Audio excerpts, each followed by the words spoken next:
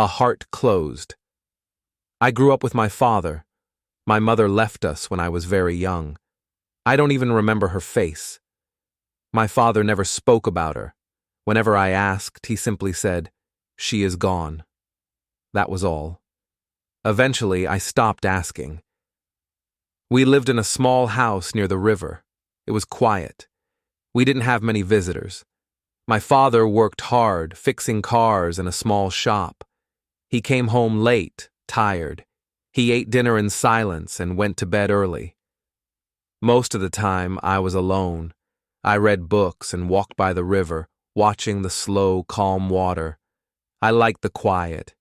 I didn't talk to many people. I didn't trust them. At school, I was different. The other boys laughed, played, and shared their stories. I sat alone, did my work, and left when the bell rang. Some tried to be my friend, but I pushed them away. I didn't believe in friendship. I didn't believe in love. My father once told me, "People leave. Don't expect them to stay." I believed him. He was right. Girls smiled and talked to me, but I never answered.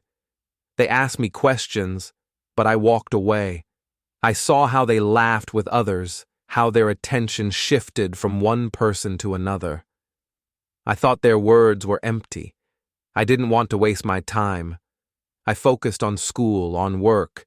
I didn't need people. I was fine alone. Years passed. I finished school and helped my father in his shop. Every day looked the same. I woke up early, worked all day, ate dinner with my father, exchanged few words, and went to bed. Life was simple, quiet. I wasn't sad, but I wasn't happy either. I thought this was how life was supposed to be. I thought I needed nothing more. Then one day, everything changed. It was a normal morning. I arrived at the shop, picked up my tools, and started working. The air smelled of oil and metal. Engines roared, hammers clanked. This was my life. This was all I knew. Then she walked in. A girl. She looked around, then stepped closer. Her car had a problem. I didn't look at her face. I didn't care. I just asked what was wrong, barely listening to her answer. I wanted to fix the car and return to work. She thanked me, but I didn't respond. I thought she would leave, but she didn't. She stood there, looking around. "Do you like working here?" she asked. I didn't answer. "You're very quiet," she said with a smile. I stayed silent. She laughed softly. It didn't bother me. I finished the car and handed her the keys. She thanked me again and left. I thought that was the end. But the next day she returned. This time, there was nothing wrong with her car. She stood at the door looking in. I ignored her. She walked closer and asked, "Can I watch?" I frowned. "Watch what?" "You work," she said. I shook my head. She didn't leave. "Okay, I'll wait outside," she said, still smiling. I didn't understand her. Why was she here? What did she want? But she kept coming back, every day. Sometimes she asked questions. Sometimes she just sat quietly outside. My father noticed. "She's different," he said. I didn't reply. I didn't want to think about her. But I did. One evening, I saw her by the river, sitting on a rock, staring at the water. I walked past her, but she smiled. "Do you like the river?" she asked. No one had ever asked me that. I nodded. She said nothing more. She just sat there. It felt strange. I told myself she would leave like everyone else. But she didn't. And that made me afraid. She kept coming. Every morning she was at the shop. Every evening she sat by the river. My father got used to her. He even smiled when she arrived. But I couldn't understand her. She didn't talk too much, didn't ask too many questions. She was just there. And I didn't know why. One afternoon she brought coffee. "For you," she said, placing it on the table. I looked at it but didn't touch it. I don't drink coffee, I told her. She smiled.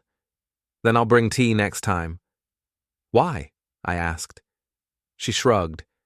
Because you work hard. I didn't reply. But I saw my father take the coffee and smile at her. He liked her. I didn't know why. She started coming in the evenings too. She'd sit by the river or walk near the shop. She never asked anything from me. She just came. I thought she'd get bored. I thought she'd stop coming. But she didn't. One evening, I saw her sitting on the bench by the river. The sun was setting. The water looked golden. I was tired, but I walked to her. Why do you come here every day? I asked. She smiled. Because I want to. You don't even know me, I said. Maybe I do. No, you don't. She was quiet. Then she said, maybe you think people always leave. But I'm still here. Her words made my chest feel heavy. I didn't know why. I said nothing. I sat beside her. The sky turned dark. We stayed in silence. The next day, she brought tea. I looked at it for a long time. Then, for the first time, I picked it up. It was warm. I took a sip. She smiled, but didn't say a word. She didn't need to. Something was changing. She became part of my days. I didn't expect it, but I noticed when she wasn't there.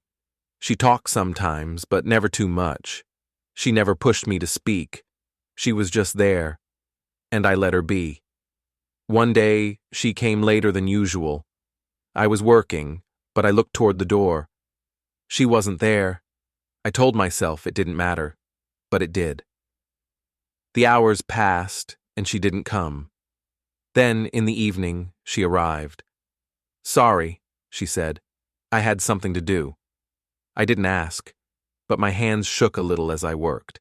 She placed a small box on the table. For you, she said. Why? I asked. Open it later. Then she left. That night, I sat on my bed, staring at the box. Inside was a keychain, a small silver key on a black string. Simple. Like me. Like my life. I didn't understand why she gave it to me, but I held it for a long time. Then I placed it in my pocket. The next day, she was back. She acted like nothing had happened. I wanted to ask about the keychain but didn't know how. So I worked. She watched. But something felt different. One evening, she asked, Do you ever think about leaving this town? I was confused. Why? Just wondering. Do you want to see other places? I shook my head. This is my home. She smiled. Home isn't always a place. I didn't understand, but I didn't ask. Days turned into weeks. She kept coming, and something inside me kept changing. I didn't push her away anymore. I listened. I drank the tea. I sat by the river. Then one day, my father said, She cares about you. She's just friendly, I said. He shook his head. It's more than that. I didn't answer, but I thought about it. That evening, I saw her by the river. I walked faster. She smiled when she saw me. I sat beside her. I reached into my pocket and held the keychain. I didn't know why, but it felt important. You kept it, she said. Yes, I nodded.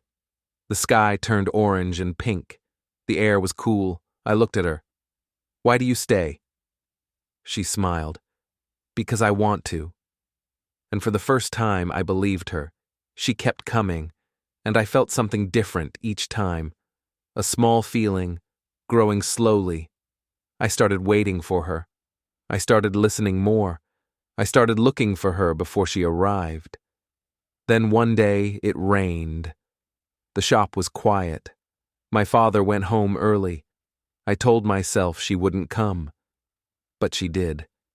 She stood at the door, wet from the rain, smiling. You're still here, she said. You're wet, I replied. She laughed. Yes, I know. I brought her a towel. She dried her face and sat quietly near me, listening to the rain.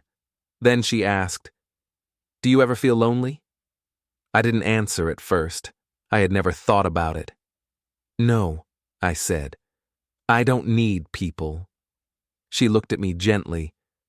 But you let me stay. I was about to argue, but stopped. She was right. I never told her to leave. I never pushed her away. She was different. I didn't know why. The shop was cold, the sky gray. But with her there, it felt warm. Silence no longer felt empty. It felt full. Full of something I didn't understand. Days passed. I noticed small things. How she laughed, how she looked at the sky, how she always sat in the same spot by the river. These little things stayed in my mind. I couldn't forget them. One evening, she was quiet. I sat next to her. "What's wrong?" I asked. "Nothing," she sighed. "Just thinking." Then she turned to me. "If I leave one day, will you miss me?" The question hit hard. I wanted to say no. I wanted to say I didn't care, but no words came. She smiled, but this time it was sad. "It's okay," she said. "I already know the answer." That night, I couldn't sleep. Her words echoed in my mind. What if she leaves? I was afraid of the answer. The next morning, she didn't come. I told myself it meant nothing. But the shop felt quiet. The river felt empty. The next day, she was still gone. Her bench was empty. The air colder, the sky gray. Then I saw a note on the bench. My hands trembled as I picked it up. I had to leave. But I was right. You will miss me. I read it again and again. My chest tightened. My hands shook.